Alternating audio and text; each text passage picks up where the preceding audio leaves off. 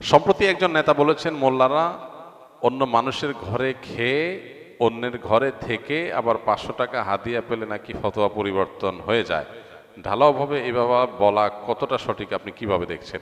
500 টাকা 1000 টাকা যারা মানুষের ঘরে খায়া লিল্লা খায়া যারা বড় হইয়া বড় বড় কথা বলে, এদের কথা এদের কোনো সেন্স কাজ করে বলে আমি মনে করি না। যাদেরকে 500 টাকার জায়গায় 1000 টাকা দিলে ওয়াজের বা মোনাজাতের ভাষা পরিবর্তন হয়ে যায়, এরা হইল মোল্লা মুন্সি।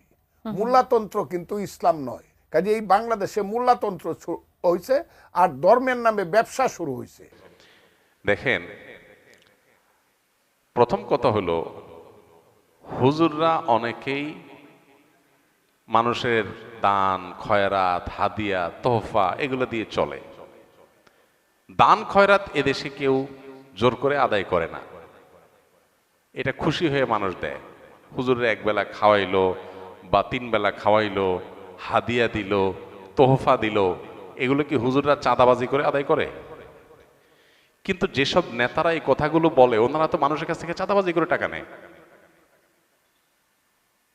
রাজনৈতিক নেতারা, আমি সবাইকে ঢালাওভাবে বলছি না, রাজনীতি করতে গিয়ে নেতা হতে গিয়ে মানুষের কাছ থেকে চাঁদাবাজি করে টাকা নেওয়ার কালচারে যারা অভ্যস্ত, বা যেই সোসাইটিতে সেরকম কালচার পলিটিশিয়ানদের মধ্যে অনেকের মধ্যে আছে, বিভিন্ন দলে আছে, সব দলেই কম বেশি আছে, এই কালচারে যারা ডুবে আছে, তারা যদি আলেম সমাজকে বলে 500 টাকা 1000 টাকা মানুষ আল্লাহর রাস্তায় দিলে খায়, তাহলে এটা হলো চালনি সুইকে যে বলে তোমার পেছনে ছিদ্র আছে, ওইরকম।